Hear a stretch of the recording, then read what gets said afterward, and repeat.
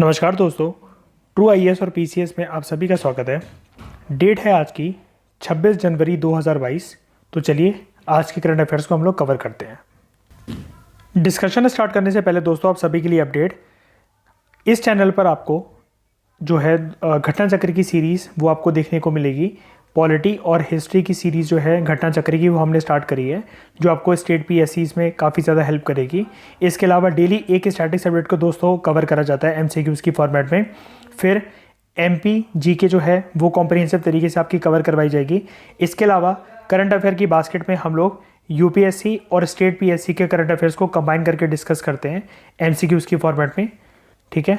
और इन सभी लेक्चर्स और डिस्कशंस की जो पीडीएफ है वो आप इस वीडियो के नीचे डाल के डिस्क्रिप्शन बॉक्स में आपको जो है टेलीग्राम चैनल का दोस्तों आपको लिंक मिलेगा। तो आपको true IAS and PCS simplified वे इस प्रकार का टेलीग्राम चैनल का लोगो दिखेगा, आप उसको ज्वाइन कर लेना। वहाँ पर आपको सभी डिस्कशंस की पीडीएफ, घटना चक्र की या किसी भी चीज़ की पीडीएफ जो है आपको मिल जाएगी। और जैसा कि मैंने आपको बताया कि घटना चक्र की जो है बुक्स लेने में आपको जो है वो पैसे वेस्ट नहीं करने, आपको उसकी पीडीएफ यहाँ पर प्रोवाइड करवाई जाएगी।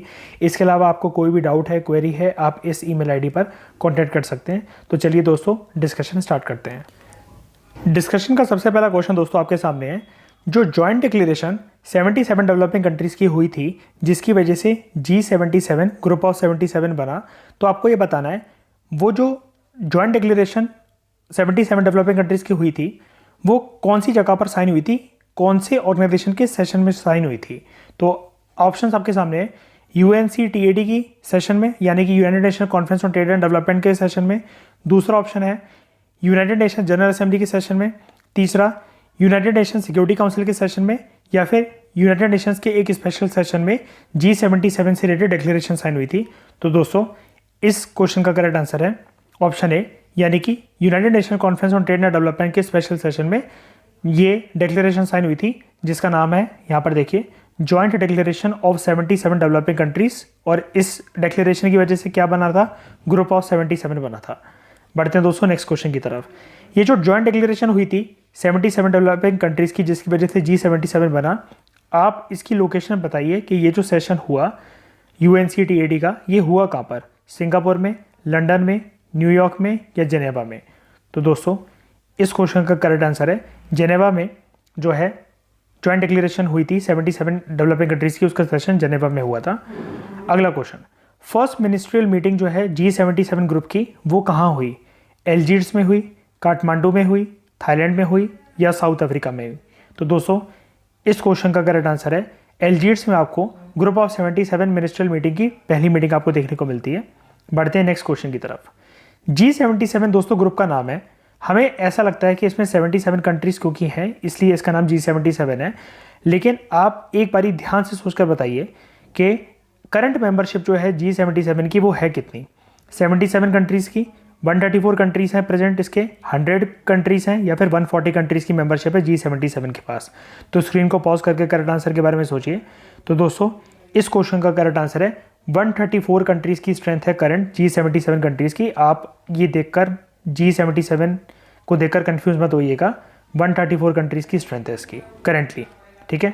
अगला क्वेश्चन, G77 के बारे में आपको दोस्तों कुछ स्टेटमेंट कंसिडर करनी है। पहली स्टेटमेंट आपके सामने ये है, क्या ये एक लार्जेस्ट इंटर गवर्नमेंटल ऑर्गेनाइजेशन है डेवलपिंग कंट्रीज़ का यूएन के अंदर, क्या इसके 77 कंट्रीज़ जो हैं वो इसकी मेंबर कंट्रीज़ हैं। आपको बताना है इनमें से कौन से ऑप्शन जो है वो करेक्ट है। ऑप्शंस आपके सामने हैं, 1 only, 1 and 2 only, 2 and 3 only या 1, 2 एंड 3। तो दोस्तों इस क्वेश्चन का करेक्ट आंसर है 1 ओनली। पहली स्टेटमेंट जो है वो तो बिल्कुल ठीक है, ठीक है। दूसरी स्टेटमेंट को आप दोस्तों आराम से एलिमिनेट कर सकते थे। अभी आपने यहाँ पर देखा कि 77 मेंबर कंट्रीज़ की स्ट्रेंथ नहीं है इसकी जो स्ट्रेंथ है यहाँ पर आप देखिए 134 कंट्रीज़ की प्रेजेंट स्ट्रेंथ है। तो दूसरे ऑप्शन को तो आप आराम से एलिमिनेट कर सकते थे। पहले ऑप्शन जो है उसमें आपको डाउट हो सकता है, पहला ऑप्शन लेकिन यहाँ पर करेक्ट है। आइए इसकी एक्सप्लेनेशन एक बार डिटेल में हम लोग जानते हैं। G77 के बारे में आपका यहाँ से काफ़ी सारे फैक्ट जो है कवर हो जाएंगे। ग्रुप ऑफ 77 या दोस्तों जिसको G77 कहते हैं, ये 15 जून 1964 को एग्जिस्टेंस में आता है। 77 वर्ल्ड की डेवलपिंग कंट्रीज ने एक जॉइंट डिक्लेरेशन साइन करी थी, उस डिक्लेरेशन का नाम था joint declaration of 77 developing countries. ये डिक्लेरेशन साइन हुई थी जब UNCTAD की जो सेशन था, पहला सेशन था, जब वो ख़त्म होने लगा सेशन, तो जेनेवा के अंदर इस डिक्लेरेशन को साइन करा गया और G77 नाम का एक जो ग्रुप है उसका बर्थ हुआ। इसकी जो पहली मिनिस्ट्रियल मीटिंग थी दोस्तों, वो आपको अल्जीरिया की कैपिटल अल्जीयर्स में देखने को मिलती है 10th से लेकर 25 अक्टूबर तक 1967 में, जहां पर एक चार्टर अडॉप्ट करा गया जिसका नाम रखा गया चार्टर ऑफ अल्जीयर्स, जिसकी वजह से ऐसा बोला गया कि G77 का एक परमानेंट इंस्टीट्यूशनल स्ट्रक्चर जो है वो क्रिएट करा जाए। इसके जो ऑफिसेस हैं वो क्रिएट करे गए जेनेवा, जहाँ पर UNCTAD का ऑफिस भी है, नैरोबी जहाँ पर यूनाइटेड नेशंस एनवायरनमेंट प्रोग्राम का ऑफिस है, पेरिस जहाँ पर United Nations Education Scientific and Cultural Organisation यानी कि यूनेस्को का हेड ऑफिस है, रोम जहाँ पे फूड एंड एग्रीकल्चर ऑर्गेनाइजेशन का हेड ऑफिस है, वियना जहाँ पे यूनिडो का हेड ऑफिस है, और G24 यानी ग्रुप ऑफ 24 वाशिंगटन DC के अंदर, जहाँ पर IMF और वर्ल्ड बैंक जो है आपको देखने को मिलते हैं। तो इसके ये सब ऑफिसेस हैं।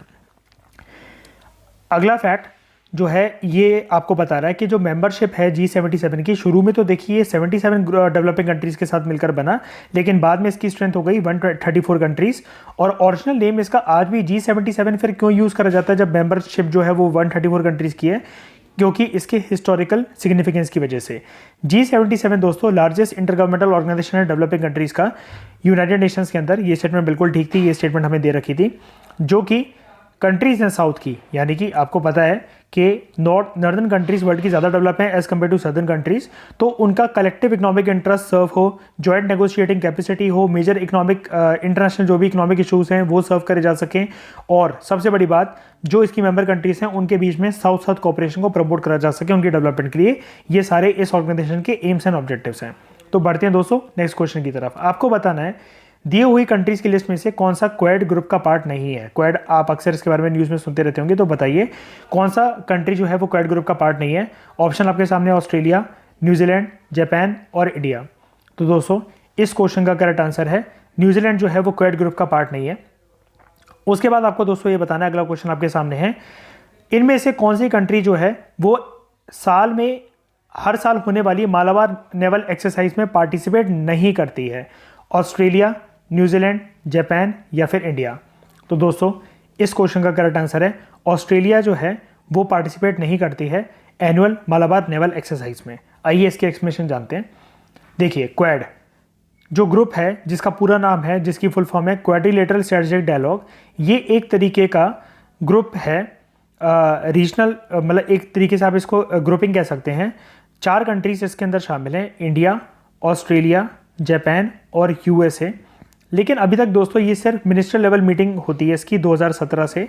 ये जो ग्रुप है ऐसा देखा जाता है चाइना के इंटरेस्ट को टैकल करने के लिए ये ग्रुप बनाया गया है, और ये सिर्फ जैसा कि मैंने आपको बताया जॉइंट या फिर असिस्टेंट सेक्रेटरी लेवल की इसकी मीटिंग होती है 2017 से। ठीक है, जो मेंबर्स हैं क्वेड के ऑस्ट्रेलिया को छोड़कर, ऑस्ट्रेलिया वैसे यहाँ पर आप देखिए क्वेड का मेंबर है, लेकिन ऑस्ट्रेलिया को छोड़कर बाकी 3 मेंबर्स कौन?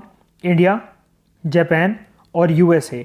ये सारे के सारे हर साल मालाबार नेवल एक्सरसाइज में, मिलिट्री एक्सरसाइज में पार्टिसिपेट करते हैं, जो कि सबसे पहले शुरू करी थी इंडिया और USA ने 1994 में, और बाद में ये ट्राइलेटरल एक्सरसाइज बन गई। जापान ने इसको ज्वाइन करा 2015 में, लेकिन अभी तक जो है ऑस्ट्रेलिया पार्टिसिपेट नहीं करता। क्यों? इंडिया जो है, इंडिया ने ऑस्ट्रेलिया को परमिशन नहीं दी है इस मालाबार नेवल एक्सरसाइज में पार्टिसिपेट करने के लिए, क्योंकि इंडिया जो है वो कंसर्न है कि चाइना को किसी भी प्रकार से रॉन्ग सिग्नल आ जाए। इंडिया जो है क्या कहते हैं, इस ग्रुप को ज्वाइन तो कर लिया है इंडिया ने, क्वेड की ग्रुपिंग को ज्वाइन तो कर लिया है, लेकिन फिर भी इंडिया किसी प्रकार से रॉन्ग सिग्नल नहीं भेजना चाहता चाइना को। तो ये वन ऑफ द ऑब्जेक्टिव है कि ऑब्जेक्टिव या फिर आप कह सकते हैं कि हिडन बात है, जिसकी वजह से इंडिया जो है ऑस्ट्रेलिया को शामिल नहीं होने देता इस मालाबार नेवल एक्सरसाइजेस में, ऐसा बड़े सारे पॉलिटिकल एक्सपर्ट्स का कहना है। तो बढ़ते हैं दोस्तों नेक्स्ट क्वेश्चन की तरफ। अगला क्वेश्चन आपके सामने G20 से रिलेटेड है। आपको कुछ स्टेटमेंट जो है वो कंसिडर करनी है G20 ग्रुपिंग से रिलेटेड। पहली स्टेटमेंट आपके सामने, ये एक इंटरनेशनल गवर्नमेंट ट्रीटी है 19 मेंबर कंट्रीज़ की और यूरोपियन यूनियन की।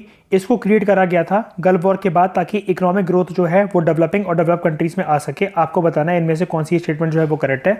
ऑप्शन आपके सामने 1 only, 1 and 2 only, 2 and 3 only, या फिर 1, 2 and 3। तो दोस्तों इस क्वेश्चन का करेक्ट आंसर है 1, 2 and 3, यानी तीनों की तीनों स्टेटमेंट जो है वो बिल्कुल ठीक है।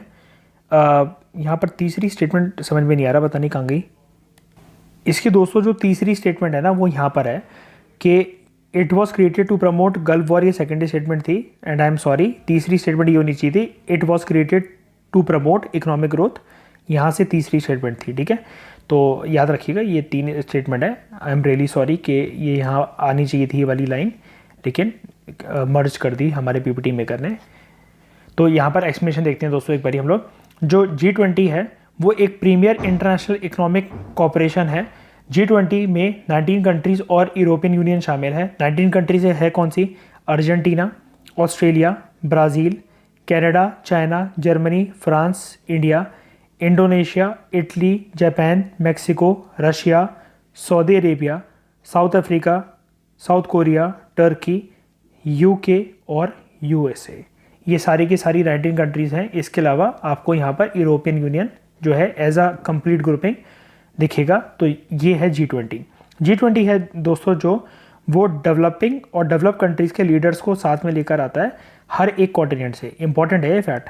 डेवलप्ड और डेवलपिंग कंट्रीज़ जो हैं वो G20 की पार्ट हैं, और हर एक कॉन्टिनेंट की कंट्री जो है एटलीस्ट एक कंट्री हर एक कॉन्टिनेंट से आई हुई इसके अंदर शामिल है। कलेक्टिवली G20 जो है दोस्तों, अगर उसकी सिग्निफिकेंस की अगर हम लोग बात करें तो वर्ल्ड इकोनॉमिक आउटपुट का 80% जो है वो GDP को रिप्रेजेंट करता है। G20 का ग्रुप 2/3 ग्लोबल पॉपुलेशन को रिप्रेजेंट करता है और 3/4 इंटरनेशनल ट्रेड को रिप्रेजेंट करता है। इसका ओरिजिन 1999 में हुआ था, जब लेवल ऑफ फाइनेंस मिनिस्टर्स और सेंट्रल बैंक गवर्नर्स की लेवल की एक मीटिंग हुई थी।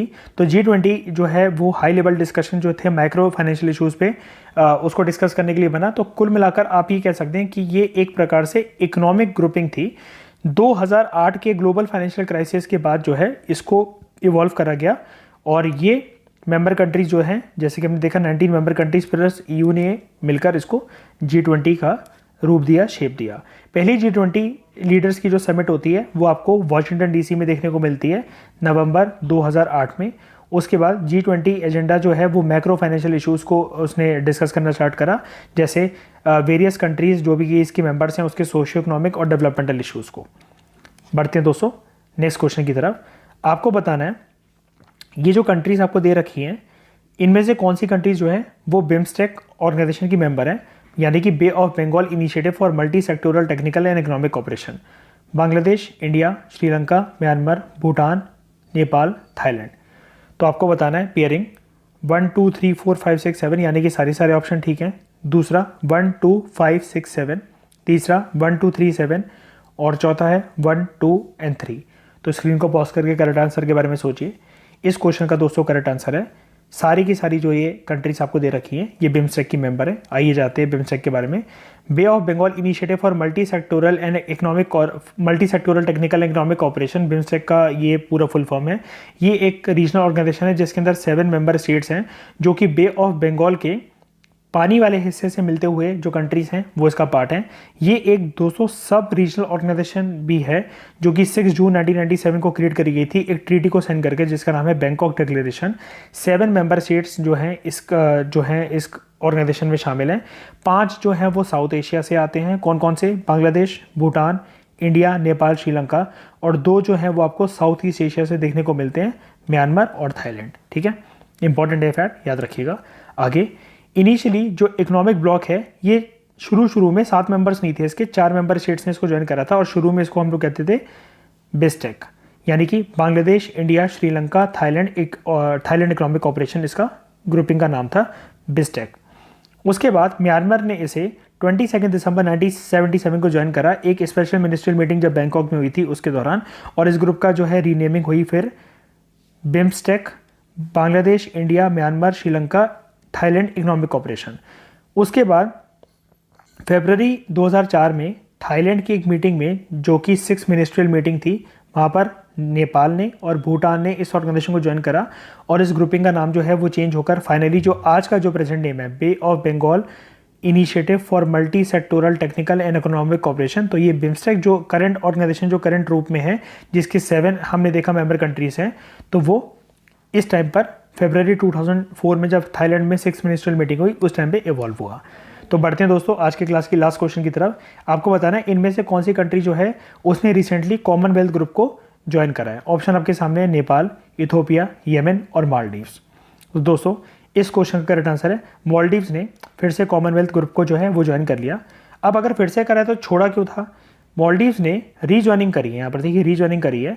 3 साल पहले मालदीव्स ने जो है वो क्विट कर दिया था इस कॉमनवेल्थ की एसोसिएशन को, क्योंकि उसके ऊपर ऐसे आरोप थे कि ह्यूमन राइट्स का वॉयलेशन मालदीव्स में बहुत ज़्यादा होता है।